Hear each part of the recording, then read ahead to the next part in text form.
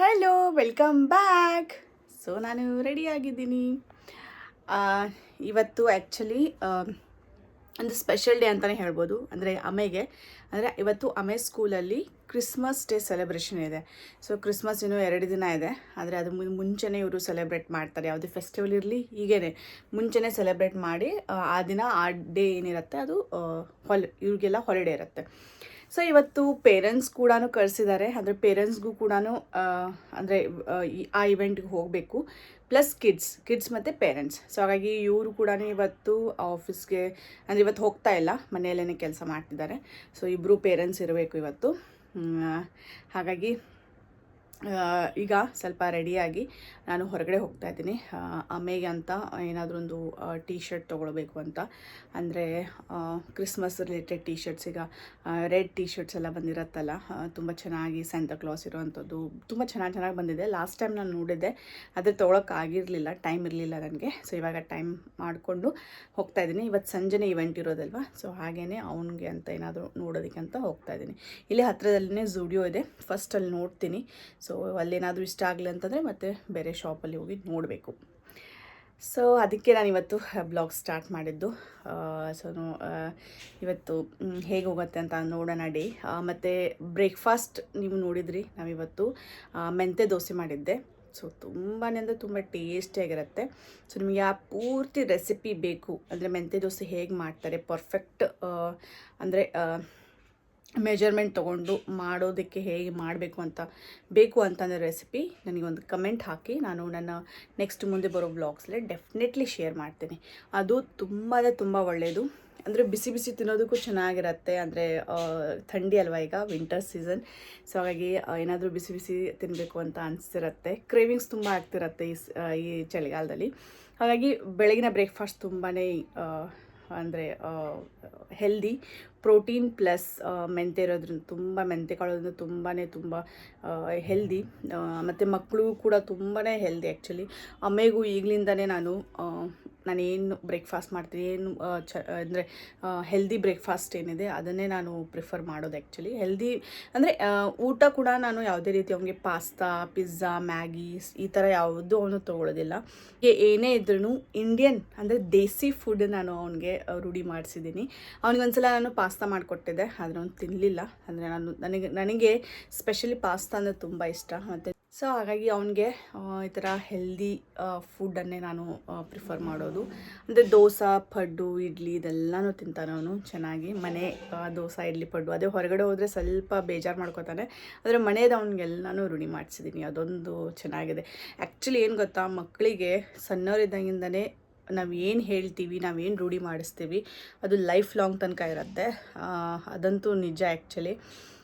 So ಹಾಗಾಗಿ ನಾನು ಅವನಿಗೆ ಮೊದಲಿಂದನೂ ಪ್ರಿಫರೆನ್ಸ್ ಅಂದರೆ ಈ ಫುಡ್ ಆಗಿರ್ಬೋದು ಅಥವಾ ಅವನ ಬಿಹೇವಿಯರ್ ಆಗಿರ್ಬೋದು, ಡಿಸಿಪ್ಲಿನ್ ಆಗಿರ್ಬೋದು, ಎಲ್ಲನೂ ನನಗೆ ಅವನಿಗೆ ಚೆನ್ನಾಗಿ ಅಂದರೆ ಕಲಿಸೋದಿದೆ. ಅಂದರೆ ಯಾವುದೇ ರೀತಿ ಮುಂದೆ ಹೋಗಿ ಪ್ರಾಬ್ಲಮ್ಸ್ ಆಗಬಾರ್ದು, ಇದಿಲ್ಲ ಅಂದರೆ ಇದಾಗಿ ಮಾಡಬಾರ್ದಿತ್ತು ಅಥವಾ ಈ ಥರ ಮುಂಚೆಯಿಂದನೇ ಹೇಳಬೇಕಾಗಿತ್ತು, ಆ ಥರ ನನಗೆ ಗಿಲ್ಟ್ ಫೀಲಿಂಗ್ ಅಂತ ನನಗೆ ಬರಬಾರ್ದು ಅಂತ ನಾನು ಈಗಲಿಂದನೇ ಅವನಿಗೆ ತುಂಬಾ ಇದರಿಂದ ನಾನು ಬೆಳೆಸ್ತಾ ಇದ್ದೀನಿ. ನನಗೆ ಅದೊಂದು ಖುಷಿ ಇದೆ ಆ್ಯಕ್ಚುಲಿ. ಅಂದರೆ ಅವ್ನ ಶ್ಲೋಕಾಸ್ ಕೂಡ ತುಂಬ ಚೆನ್ನಾಗಿ ಹೇಳ್ತಾನೆ. ಅವನಿಗೆ ಆ್ಯಕ್ಚುಲಿ 7ರಿಂದ 8 ಶ್ಲೋಕಾಸ್ ಆರಾಮಾಗಿ ಚೆನ್ನಾಗಿ ಬರುತ್ತೆ. ಅದೇ ಸ್ವಲ್ಪ ಪ್ರೊನೌನ್ಸೇಷನ್ ಆಬ್ವಿಯಸ್ಲಿ ಇವಾಗ ತುಂಬ ಚಿಕ್ಕವನಲ್ವ, ಪ್ರೊನೌನ್ಸೇಷನ್ ಸ್ವಲ್ಪ ಇದಾಗತ್ತೆ. ಅದೇ ಬಟ್ ಅವ್ನು ನೆನಪಿಟ್ಕೊಂಡು ಹೇಳ್ತಾನಲ್ಲ, ಅದೇ ಒಂದು ದೊಡ್ಡ ಖುಷಿ ನನಗೆ. ತುಂಬ ಚೆನ್ನಾಗಿ ಹೇಳ್ತಾನೆ. ಸೊ ನೆಕ್ಸ್ಟ್ ಯಾವಾಗಾದರೂ ನಾನು ಬ್ಲಾಗಲ್ಲಿ ಶೇರ್ ಮಾಡ್ತೀನಿ. ನಾನು ಪ್ರೀವಿಯಸ್ ಬ್ಲಾಗ್ಸ್ ಎಲ್ಲ ಮಾಡಿದ್ದೀನಿ ಅಂದ್ಕೊಳ್ತೀನಿ, 1-2 ಬ್ಲಾಗ್ಸಲ್ಲಿ. ಸೊ ನೆಕ್ಸ್ಟ್ ನಾನು ಅವನ ಕಡೆಯಿಂದ ಹೇಳಿಸ್ತೀನಿ. ಶ್ಲೋಕಾಸು ತುಂಬ ಚೆನ್ನಾಗಿ ಹೇಳ್ತಾನೆ. ನನಗೆ ಎಷ್ಟು ಖುಷಿ ಆಗುತ್ತೆ ಅಂತಂದರೆ, ನಾನು ಅವ್ನಿಗೆ ಹೇಳಿಕೊಟ್ಟಿದ್ದಕ್ಕೂ ಸಾರ್ಥಕ ಆಯ್ತು. ಅಂದರೆ ಒಂದು ಫೀಲಿಂಗ್ ಆಗುತ್ತಲ್ವ, ನನ್ನ ಮಗ ಕಲಿತಾನೆ, ನಾನು ಏನು ಹೇಳಿದ್ರು, ನಾನೇನು ಮಾಡಿದ್ರು ನನ್ನ ಮಗ ಅಂದರೆ ಚೆನ್ನಾಗಿ ಕಲಿತಾನೆ ಅಂತ ಒಂದು ಸ್ಯಾಟಿಸ್ಫೈ ಇದೆ ನನಗೆ. ಅಂದರೆ ಸ್ವಲ್ಪ ತುಂಟಾಟ, ಸ್ವಲ್ಪ ಅಂದರೆ ಸಿಟ್ಟು ಅದು ಇಲ್ಲ ಅಂತಾನೆ ಅವನು, but still he learns. So that is one satisfaction. So ಬನ್ನಿ ಹಾಗಾದರೆ ಇವಾಗ ಹೋಗ್ತಾ ಇದ್ದೀನಿ, ಇವಾಗ ರೆಡಿ ಆಗಿದ್ದೀನಿ. ಸೊ ನೋಡೋಣ ಯಾವ ರೀತಿ ಕಲೆಕ್ಷನ್ಸ್ ಇದೆ, ಏನಿದೆ ಎಲ್ಲ ಅಂತ. ಸೊ ಅವನಿಗೊಂದು ಚೆನ್ನಾಗಿರೋವಂಥ ಒಂದು ಟೀ ಶರ್ಟ್ ತೊಗೊಳ್ಬೇಕಂತ ಇದೆ ನನಗೆ. ಸೊ ಬನ್ನಿ ಹಾಗಾದರೆ ಹಾಗೆಯೇ ನನಗೂ ಏನಾದರೂ ಚೆನ್ನಾಗಿ ಸಿಕ್ಕರೆ ನಾನು ಆ್ಯಕ್ಚುಲಿ ರೆಡ್ಡಲ್ಲಿ ಪ್ರಿಫರ್ ಮಾಡ್ತಾಯಿದ್ದೀನಿ ನನಗಂತಾನೆ. ಸೊ ಏನಾದರೂ ಪಾರ್ಟಿ ವೇರ್ ಚೆನ್ನಾಗಿ ಸಿಕ್ಕರೆ ಸೊ ಅದನ್ನು ತಗೋತೀನಿ ಹೇಗಿರುತ್ತೆ ಅಂತ ನೋಡೋಣ ಮನೆ ಕಲೆಕ್ಷನ್ಸ್.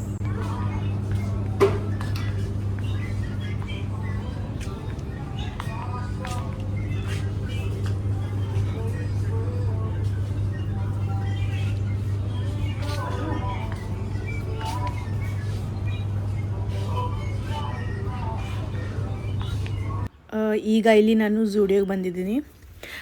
ಕಲೆಕ್ಷನ್ಸ್ ಅಂತ ಏನು ಅಷ್ಟೇನು ಬಂದಿಲ್ಲ ಆ್ಯಕ್ಚುಲಿ. ಇಲ್ಲಾಂತಂದರೆ ಕೆಲವೊಂದು ಸಲ ತುಂಬ ಚೆನ್ನಾಗಿರುತ್ತೆ. ಆದರೆ ಈ ಸಲ ಕುರ್ತೀಸ್ ನೋಡಿದೆ, ನನಗೇನು ಅಷ್ಟು ಇಷ್ಟ ಆಗಲಿಲ್ಲ. ಮತ್ತು ಈಗ ಅಮ್ಮೆಗಂತ ಬಟ್ಟೆ ನೋಡ್ತಾ ಇದ್ದೀನಿ. ಸೊ ನಾನು ಲಾಸ್ಟ್ ಟೈಮೆಲ್ಲ ಏನು ಪರ್ಚೇಸ್ ಮಾಡಿದ್ದೆ ಅದೇ ಅಂದರೆ ಆಲ್ಮೋಸ್ಟ್ ಅದೇ ರೀತಿಯಲ್ಲಿ ಇದೆ. ಬೇರೆ ಅಂದರೆ ಕ್ರಿಸ್ಮಸ್ ರಿಲೇಟೆಡ್ ರೆಡ್ ಆಗಿರ್ಬೋದು ಅಥವಾ ನ್ಯೂ ಇಯರ್ ಕಲೆಕ್ಷನ್ಸ್ ಅಂತ ನನಗೇನು ಅನ್ನಿಸ್ಲಿಲ್ಲ ಇನ್ನು. ಸೊ ಅದೇ ನೋಡಿದೆ, ಏನೂ ಇಷ್ಟ ಆಗಲಿಲ್ಲ. ಸೊ ಈಗ ಹಾಗೇ ಒಂದು ರೌಂಡ್ ಹಾಕ್ತಾಯಿದ್ದೀನಿ. ಅಂದರೆ ಇಲ್ಲಿ ಶೂಸ್ ಸೆಕ್ಷನ್ಸ್ ಏನಿದೆ ಅಲ್ಲಿ ನೋಡ್ತಾ ಇದ್ದೀನಿ. ಜಸ್ಟ್ ಒಂದು ರೌಂಡ್. ಏನು ನನಗಂತೂ ಏನೂ ಪರ್ಚೇಸ್ ಇಲ್ಲ ಈಗ, ಪ್ಲ್ಯಾನಿಂಗ್. ಯಾಕಂದರೆ ತುಂಬ ಇದೆ. ಸ್ಯಾಂಡಲ್ಸ್ ಎಲ್ಲ ಹೊಸದಾಗಿ ನಾನು ಪರ್ಚೇಸ್ ಮಾಡಿದ್ದೀನಿ ಆಲ್ರೆಡಿ. ಸೊ ಇದು ನೋಡಿ ಅಮೇನ ಸ್ಕೂಲ್ ಯಾವ ರೀತಿ ಡೆಕೋರೇಷನ್ ಮಾಡಿದ್ದಾರೆ. ತುಂಬಾ ಬ್ಯೂಟಿಫುಲ್ಲಾಗಿ ಡೆಕೋರೇಷನ್ ಮಾಡಿದರು.